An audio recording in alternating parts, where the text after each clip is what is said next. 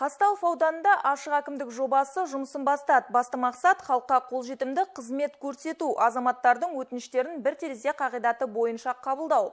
Осыған байланысты мемлекеттік қызметтік істері және сыбайлас жемқорлыққа қарсы іс-қимыл департаменттерінің өкілдері қатысуымен кездесу өтті. Бұл аймақтағы 6-шы кеңсе барлық талаптарға сай жабдықталған. Енді қазталовтықтар үшін мемлекеттік қызметті ыңғайлы форматта және ұзын сонар кезексіз алуға мүмкіндік туды. Өйткені жаңа жоба аясында ауыл тұрғындарына күн сайын бір мезгілде 5-6 маман қызмет көрсетеді. Мемлекеттік аппараттың азаматтарға қолжетімділігін, ашықтығын қамтамасыз етілген.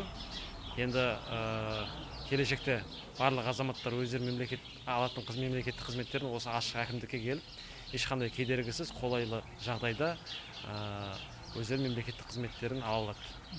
Ол өте маңызды, ол жаңағыдай қоғамдағы тұрмыстық жемқорлықтың жолын кеседі, жалпы көп жемқорлық тәуекелдерін жояды. Шара барысында ауылдық округ әкімдері атқарылған жұмыстар туралы баяндап, өз пікірлерімен бөлісті. Соңғы 10 айда азаматтарды қабылдау кезінде 89 адамның өтініштері тыңдалды. 2 мәрте ашық есік күні өткізілді. 26 жергілікті атқарушы органның бюджеті ашық бюджет порталына орналастырылды. Сыбайлас жемқорлыққа жол жоқ акциясы аясында 34 іс-шара өткізілді.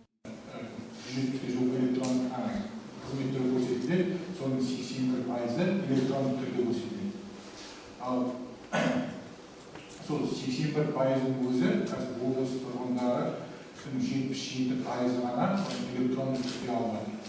Яғни біздің бүгінгі күні тек қана мемлекеттік қызметті электронға көшу бір бөлек мәселе, ал халықты үйрету, соны насихаттау, халыққа жағдай жасау электрон түрде ол екінші жаңадан көтеру мәселе. Бүгінде азаматтар арасында әлеуметтік төлемдерді алу, коммуналдық төлемдерді өтеу, электрондық сандық қолтаңба алу қызметтері кең тараған. Жиналғандар осы және өзге де көрсетілетін мемлекеттік қызметтердің сапасы туралы әңгімеледі. Гүлсара Марат, Бексұлтан Ғилым, Айдос Қисымов, Ақжайық телеарнасы.